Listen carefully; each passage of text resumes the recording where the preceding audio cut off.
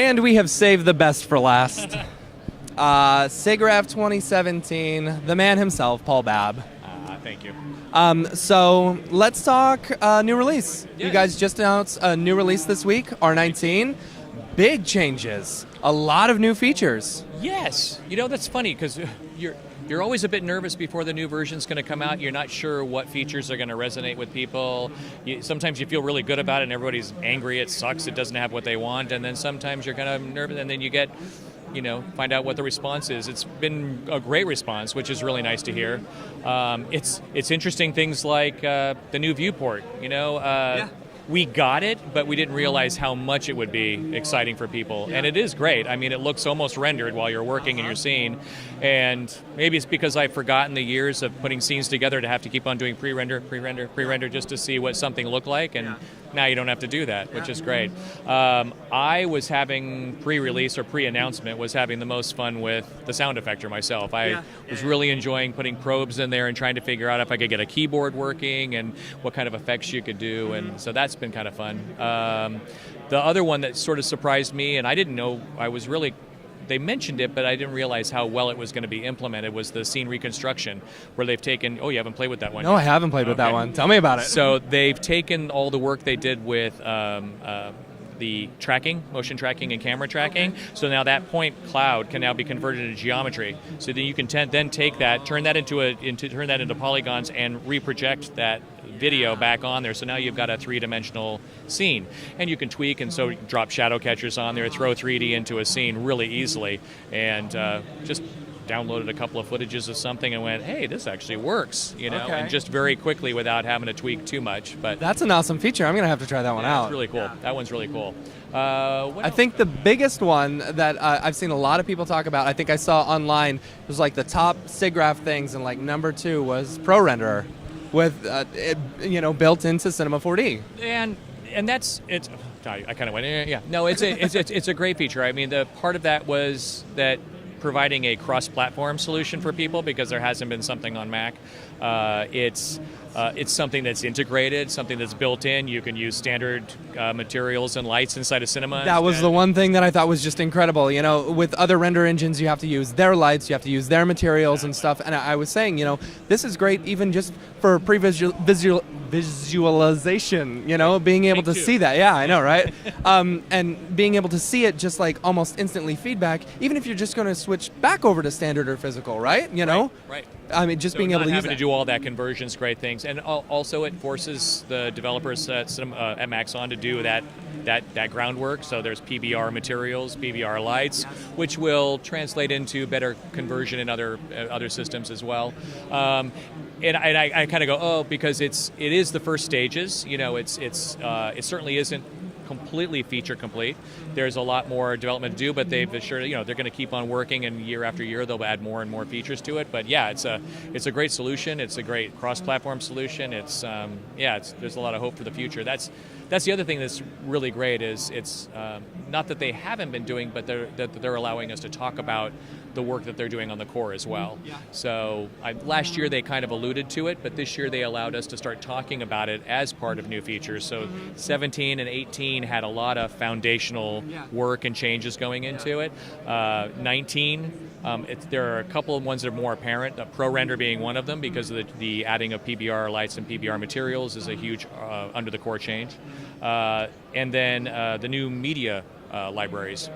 So you probably didn't notice that as well. I did not know that, yeah. So the libraries that we use for bringing in images and video for textures and things like that has been completely rewritten. Right. It's much faster, it's more robust, it supports MP4 natively.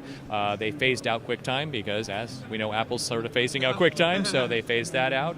But it just makes that workflow a little bit easier as well. And so that's an important thing just because, cinema's been around for 20 years and this is about the time people start going, oh, isn't your code old? And, you're just piling things on top of, and they're not. They're actually doing a tremendous amount of under the hood work and optimizing cinema in so many ways. And sometimes, you don't see it. It's not like, oh, look, they rewrote this part of the code and it does this, but they will see it with the new media library. They will see it. People who do modeling will kind of notice some slight optimizations and changes in the way you're handling edges and vertices. It's subtle, but it's there. Yeah, I was playing around. I was manning the booth yesterday, and we were all trying to recreate a GIF that we had seen on Twitter, and so then we're throwing more and more stuff at it. We're like, let's see if we can break it. Let's see if we can break it, and we couldn't break it. We couldn't break it. It was very. It worked so well. And Cinema's to me is one of those programs. Normally they say when you're in the middle of a production, don't upgrade your software. But I have never actually run into a problem. Just with the little minor updates, never actually run into a problem with Cinema. It's the one software that I'm okay with. Yeah, I don't ever say that with Cinema. Actually, a little historical thing. They've been so good at stability for so long. In the early days when we first started doing booths in the United States, 19 years ago, we used to offer $50 to somebody if they could crash the program. That's funny. So we'd actually have people putting in, multiple mirrors and fracturing them and then turning the ray depth up to 100. You could just sit there and wait, and you could see it was still calculating. It hadn't crashed, and there were times when you would just wait, and it would go boom, and it would finally just do it. But we stopped doing that after a while, just because it was just after a while you go, well, I think somebody probably could do it, probably could crash it. But it was a lot of fun. Yeah. But yeah, they've done a great job of being of offering.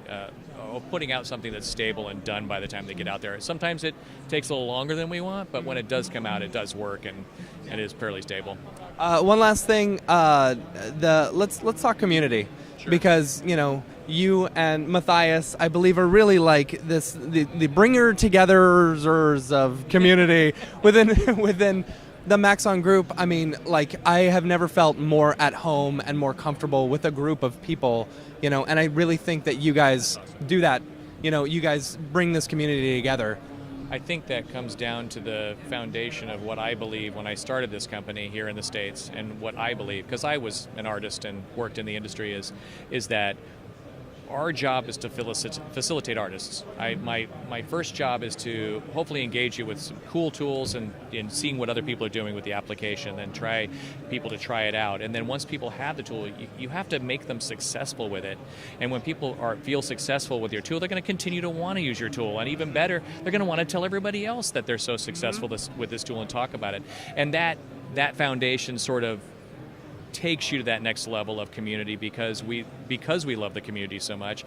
The community starts to build itself around that. Yeah. And it's going to go in this direction, but there are a lot of other companies in the industry that their primary focus isn't their customer. Their primary focus is selling their product, being number one, and making a profit on the bottom line. And I've always believed that if you take care of your customers and make your customers happy, that just naturally happens. You don't have to focus on the company doing well. The company's going to do well if you're treating your customers well, and your customers are doing well. Because they're doing well, they're going to keep coming back and telling people about you. And I think that's why the community, or at least part of the reason why our community has become so great. Completely agree. Thank you so much for taking the time with us. We're wrapping up Siggraph 2017. Thank you guys for sticking around and watching all of the videos and the interviews. We have had just such a great time doing this, and thanks to all of the viewers and the listeners and everyone who's just supported this. Thank you guys so much. Signing off from Siggraph 2017, Brograph and iDesign. Thanks so much.